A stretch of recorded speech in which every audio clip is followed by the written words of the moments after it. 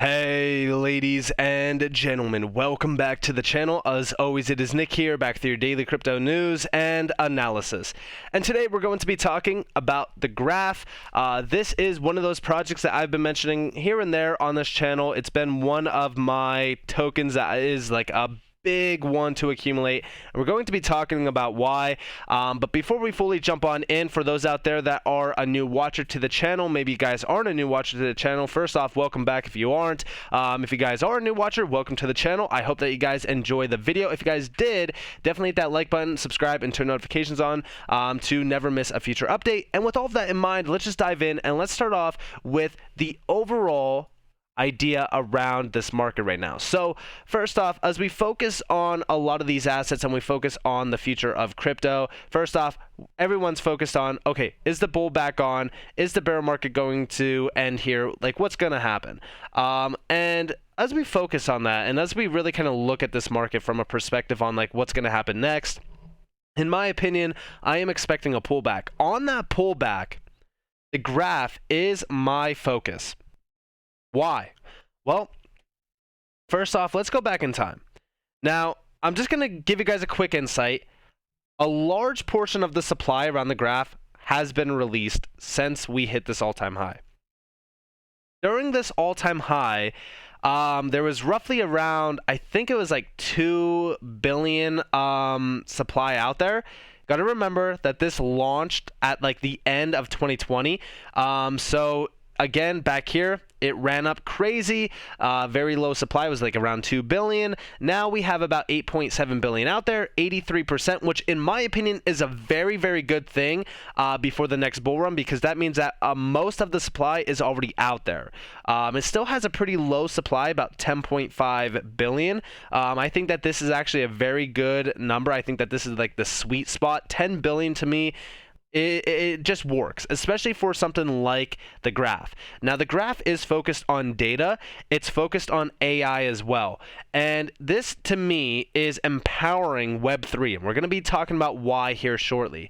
Now, let's actually talk about just how oversold this is, because I recently tweeted out over on Twitter, because the graph is on my checklist as a major opportunity for the next major bull run, and I'm going to be addressing why.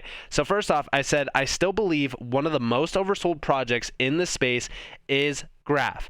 Everyone has practically forgot about it, which is crazy to me. And yes, why is it crazy to me? Well, let's focus on it. So first off, the upside potential on it is absolutely insane.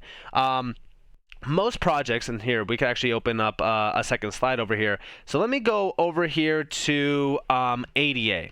So ADA is actually a very good one to address and look into. Let me actually go to Binance. I believe Binance has the most price data. Yep. So let's actually look at this and address where ADA went to, going off the macro high and low. So this thing outreached to roughly the 272. It's slightly like above it, as you guys do see. Now, if we're talking about the 272, this would mean that the graph would outreach to roughly around $6.80. Now, I'm not even trying to get to those higher levels. Most of these projects do kind of do a 2x off of the heights. For example, this well, ADA did like about like a 1.2x, almost a 1.3x off the heights. But to me, the reason why I believe that Graph is a little bit different than ADA is tokenomics. One, so there's less tokens out there with the Graph compared to like ADA, even off the max supply. So I do think that the graph could go a little bit higher. But nonetheless, to be conservative for this video, and for, de-risking myself a little bit, I'm really kind of just targeting the 1618. Now, do I think that it could outreach to about like the 2.272? 100%. I think that we could go, I think that the graph could go pretty high, to be honest with you guys. I've been having thoughts on where we could go. Just to give you guys a quick insight, to go to the 272 off the lows that we recently seen, which I will address in this video as well, this would be about 131x. Off the current price, it would be roughly about an 84x, and the market cap would be sitting at about roughly $50.3 billion. Now, do I think that the graph is worth about $50.3 billion? I think that going off of the future of Web3, and I think that going off of the future of where we could see this market going, I think that we could hit roughly around like the $50 billion mark. Now, again, to be conservative, I think that right now everyone should buy any tokens. If you're buying any tokens in this space, just go off of the all-time high that we recently had, which means, hey, if we only go to the all-time high, this is still about a 57x opportunity from the bottom, and off of the recent price action, about a 37x. I will gladly take that. But hey, if we go even higher, again, to some of these other levels, I've been targeting the 1618, which is off of the lows about a 92x off of the current price action that we have. This would be about roughly a 60x opportunity, which is incredible. And again, the graph. Why do I think that the graph could do some crazy moves like this? Also, by the way, some of the higher targets up here, like the 4618, is sitting at about roughly $13.76, which, are we going to go that high? It's questionable. It's possible, but I'm not really betting on it. I'm more so betting on some of these lower tier numbers, like anywhere between the $3 range to about $5 is perfect for me. So this range here, to me, is perfect. Now, why do I think that this could be worth that? Well, first off, we talk about the potential of crypto itself. A $140 trillion potential market cap at scale for Web3. Now, is this going to happen overnight? Absolutely not. But I do think that going into the next major cycle, we could possibly see the entire crypto market hit roughly about a $10 trillion market cap. Now, there's no dominance factor for Graph at this current moment in time. But if we are talking about something like ADA having a I think it was like a 4% dominance. So yeah, at its height, it hit like about like almost 5%. Which meant that it had a pretty strong dominance factor over the market. Usually when I look at these tokens and when I talk about like a 5% market dominance, it's just like 5% of wherever the market does go. Which, hey, if the graph, say for so the graph only hits around, we'll say 5%, right? And we have the entire crypto market worth about $10 trillion. That means that at 5%, it would have to be worth about $500 billion market cap. Now, is that likely? Not necessarily. But it is possible for some of these altcoins to have like roughly maybe about 0.5% market dominance. I mean, even if we go over here to the market cap, coin market cap list, and we go to like maybe like the top 25, so it's taking a little bit of time to load. Let me refresh coin market cap. Sometimes it breaks. So if we go to like the top 25, which is where the graph was at some point in time, this is about like 0.28%, which is fine with me. That's a $28 billion market cap. Now you might be questioning, okay, well, where will the graph be at a $28 billion market cap? Well, guess where we would be, right? We would be sitting at roughly, and I'm just kind of like estimating this real quick. I'm just kind of calculating it. So we would be sitting at roughly a $3.78 graph, an upside of about 46x from our current price, going to about $3.78 off of, you know, I'm just going to estimate it to like $3.80. We probably will hit around there. This would be about a 74x opportunity, which, hey, I am fine. Is right in my green area. It's in the demand zone. I am fine with that. But that is, of course, you know, just the potential. We could go much higher. I mean, to me, I'm being very conservative on the graph. Why? Well, first off, they just recently reached multi-chain milestone. So originally the graph was focused on Ethereum and indexing data for Ethereum, really kind of making the data more readable, more transparent, etc. And this has helped a lot of projects. In fact, if we go over to the Graph's website, you could see some of the projects in their ecosystem. So if you wanted to look into this, so we could actually just, we'll go to advocates. So in here, you can see, I don't know if it's actually listing all of the projects. So it's actually listing a lot of the advocates. I want to see, I believe it might actually be in the Graph Explorer. My bad, guys. So yeah, it's in the Graph Explorer. I thought it was going to be in the actual ecosystem, but it's totally fine. Nonetheless, we could see a lot of what is utilized in the graph right now. Uniswap is one of them. Loopring is one of them. Avi is one of them. Some of the biggest ones out there that you guys are probably all aware of are utilizing the graph for most of its data indexing, which is huge because a lot of these are DeFi protocols. A lot of them are, decentralized exchanges. So this is big, right? And when we're talking about a lot of these projects, and even Polygon, by the way, and Curve, when we're talking about this, the graph is really empowering the Web3 economy. And you could see it through what they are offering and where they are positioning themselves. And here you guys have Web3 is a new stack for a radically better internet. When we talk about Web3, and we talk about the potential of Web3, yeah, we actually look at it as becoming the next internet protocol, or not the next internet protocol, but the next internet, essentially.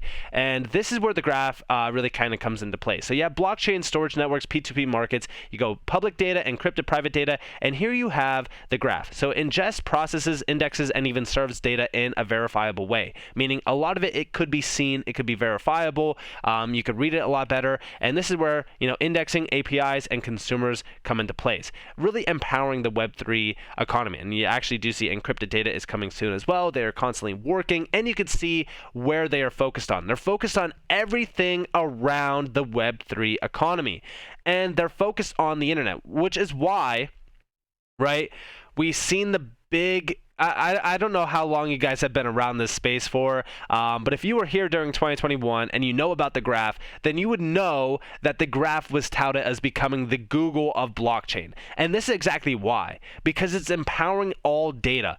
And it really is a game changer when you look at the statistics behind the graph and how undervalued it actually is. What I've been focused on is the users behind the graph and the benefits that they are achieving. Because again, when we talk about data and we talk about what the graph is doing, a lot of it probably sounds like a foreign language being spoken to, because what we actually see is terminology not easily interpreted for the just regular investor.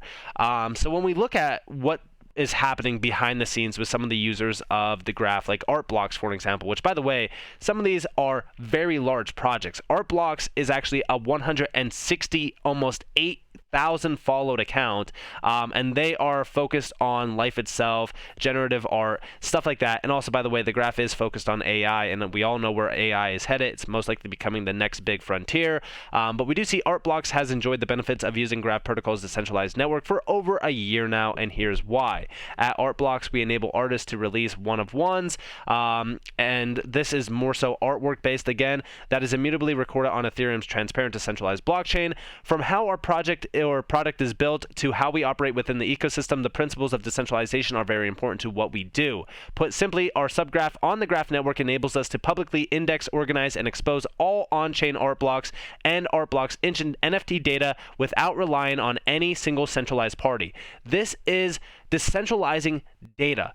Remember what I've said about data in the past. Data is essentially becoming the new oil of the internet. And when we look at this, right, there is so much data behind everything within crypto.